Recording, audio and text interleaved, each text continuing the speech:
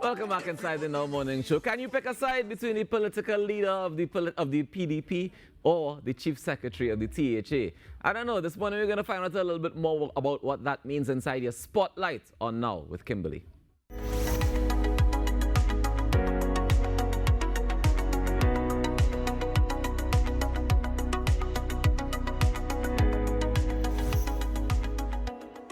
Now, on Friday, news came that political leader of the Progressive Democratic Patriots, Mr. Watson Duke, had fired his deputy political leaders, current Chief Secretary Farley Augustine, Health Secretary Dr. Faith B. Israel, and Alicia Roberts-Patterson. The firing followed remarks from the Chief Secretary that the portfolio of Duke, who serves as the Deputy Chief Secretary, would be reviewed, following Mr. Duke's remarks that the THA had not provided for the needs of 27 members of the Roxborough Folk Performing Group in New York. And so here to talk about the implications because of this fallout is Director of the Tobago CivilNet, Ms. Shirley Cooke, and Secretary of CivilNet, Mr. Leroy George. Good morning. Thank you so much for joining us on Now. Good morning, Kimberly. Thanks for having us. Of course. Good morning, Miss Kimberly, and good morning, Trinidad and Tobago. Good morning, Mr. George. Now, I'm going to toss to you first, Ms. Cooke, because I wanted to get your views so far on what you've been seeing unfolding in the public domain between, of course, the Chief Secretary and, of course, the political leader, that is, Mr. Watson Duke. Yes, good morning. How we see this is a very unfortunate position that Tobago has found itself in. It is quite embarrassing for the people of Tobago because after 21 years, Tobago have decided to change party affiliation to the THA. And we've chosen the Progressive Democratic Patriots to lead that charge. And the people of Tobago have overwhelmingly... Hi, sorry to cut you, Ms. Cooke. Mr. George, do you mind muting for me a bit? Sorry about that. Yes, thank you. Yes, Ms. Cooke, you can continue.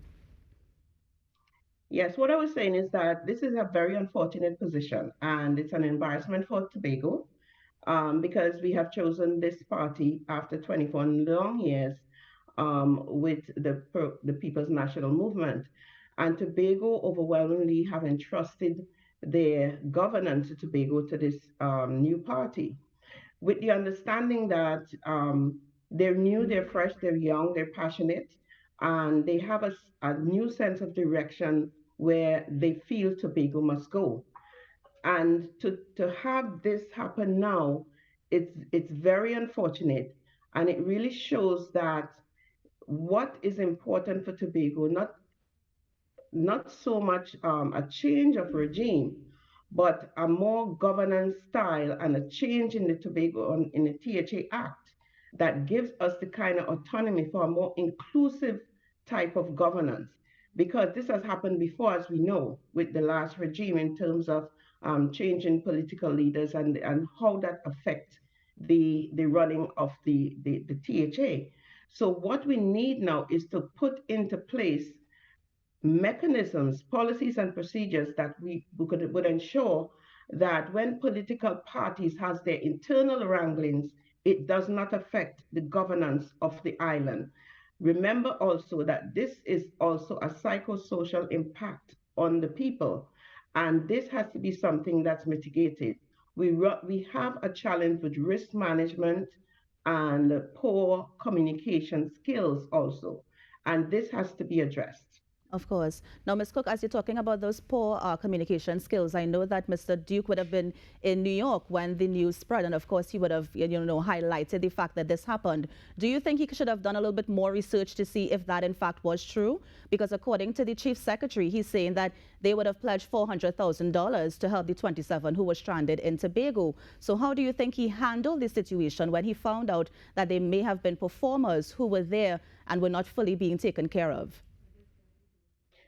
Look, it is important when you're in, I've never been in politics at that level. But one thing I understand in life is that there are ways and means of handling a situation, particularly when you're in a new governance position like that, and the people have put so much trust in you.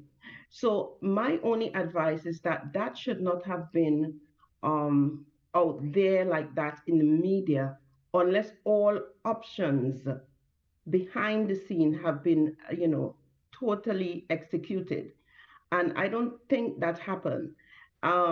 So all the secretaries, all these people we elect need to have training on communication skills and political tact and how to handle situations like that so it doesn't grow up. But I want to mention, based on what we've seen so far, it is clear that there was an undercurrent prior to this that erupted in this situation, and that should not be lost on the population because I believe that there was some undercurrent, some happenings within the party. Remember also that the party organizational structure has not been fully formalized or wasn't on a good foundation to Right. begin with. So all of that is what is now playing out.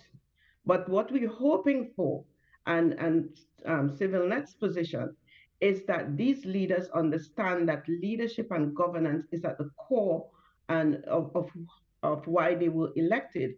And therefore, we're looking forward to them to handle these situations first in the back room, in the boardroom, and resolve everything before they come out. And again, because of social media, Yeah. the impact of social media now, a lot of people's ego being played out in the public space like that makes them feel like they have to respond and retaliate.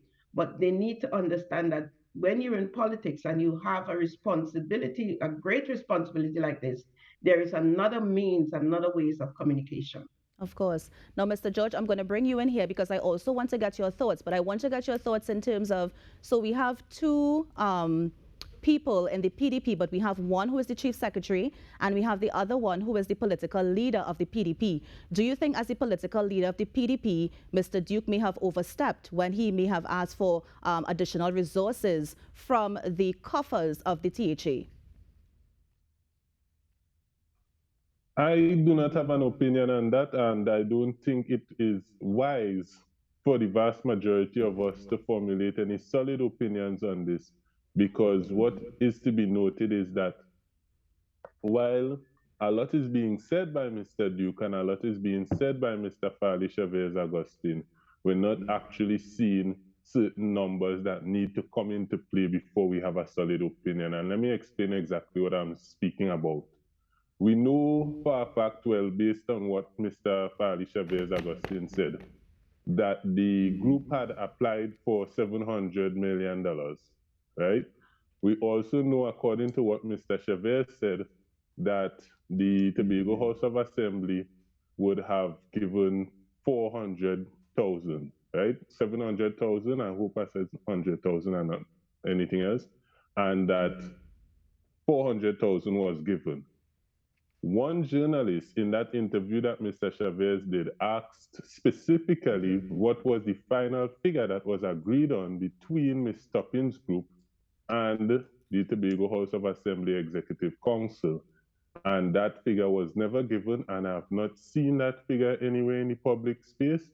And so I personally, and several members of CivilNet, right, those who would have expressed their opinions, the vast majority of us would have stated that we are very interested in seeing those figures, knowing for sure how much was promised before we could pass judgment on that particular issue.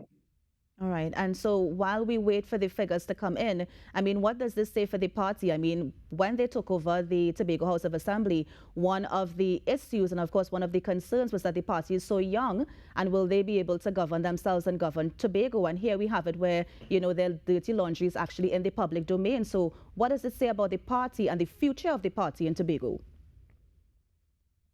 Well, as you all would have mentioned before we came on, this is not the first time a political party is having some internal fighting or the first time that it's happening in the public space. I think what is important is that the party has a constitution, a very comprehensive constitution.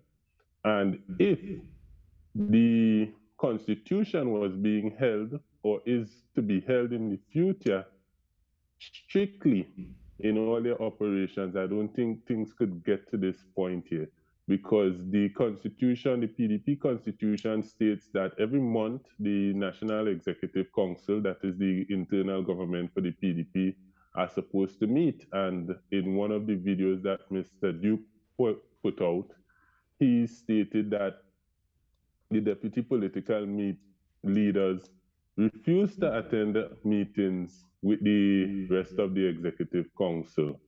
And so, as a result of that, there wasn't any meetings for 9 months since they won the election. So that is one. So if there aren't any meetings, how are you going to deal with situations in a formal way where internal party situations are concerned?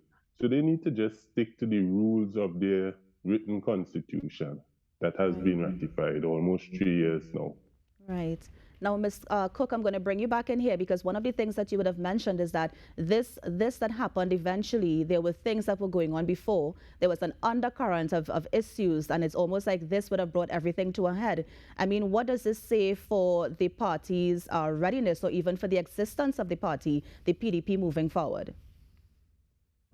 No, I personally, yes, I mentioned that, but I personally do not want to get into the internal wranglings of a party.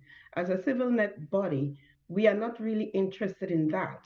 What we're saying is that it is clear based on the utterances and what have transpired since they have taken over the THA, it seemed to be that there had been some kind of undercurrent. I'm just pointing that out.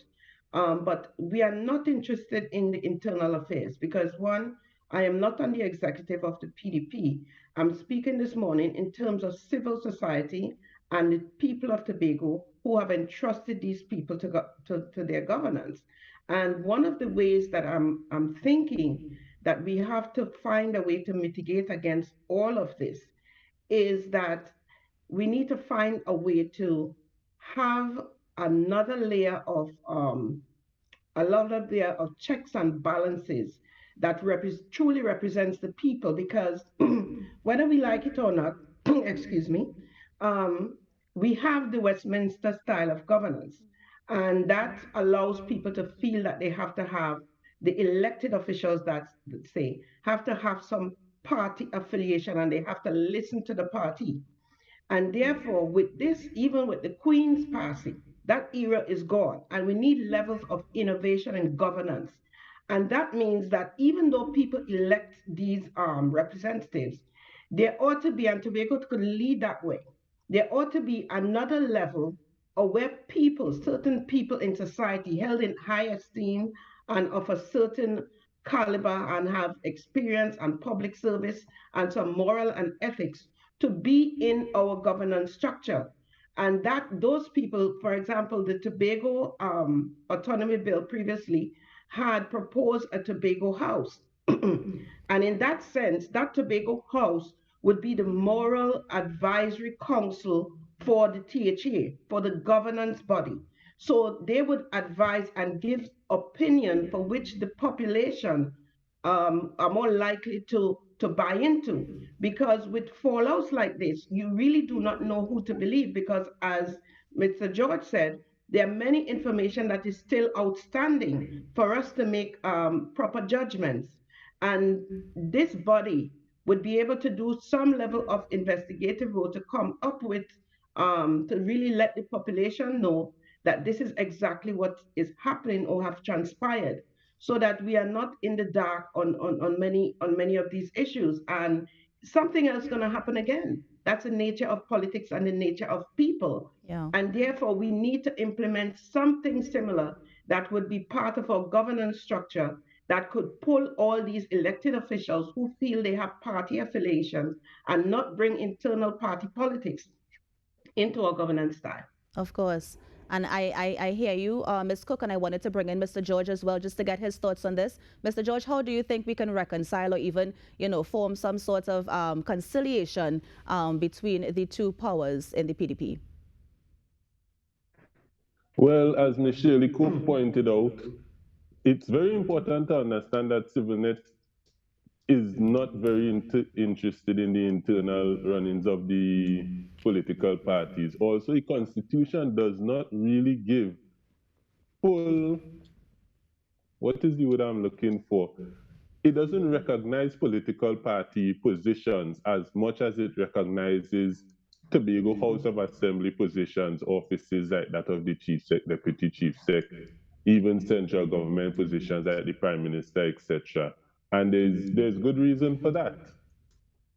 And it should be noted that very recently we had introduced into the Tobago space the Elders Council, and which was created specifically to deal with these type of situations. You also have groups like CivilNet, which would have played a role in getting persons from different parties during the elections to come into a common place and have certain conversations. And so I think it's very important that both these men and anybody else who happen to find themselves in conflict while holding government office here in Tobago should turn to these organizations to have mediators that are very neutral and don't have any bias when these things are happening. Of course. Well, Mr. George, Ms. Cooke, thank you so much for joining us on the Now Morning Show, and we take your point, and we hope that some sort of mediation and some sort of reconciliation can happen with what we see playing out in the public domain. Thank you so much. Thank you. And that was Director of CivilNet, Ms. Shirley Cooke, and also the Secretary of CivilNet, Mr. Leroy George, just giving their thoughts on the implication for the fighting that we're seeing actually unfolding in the PDP. You're on the Now Morning Show. We're going to take a quick break and be right back. Stay with us.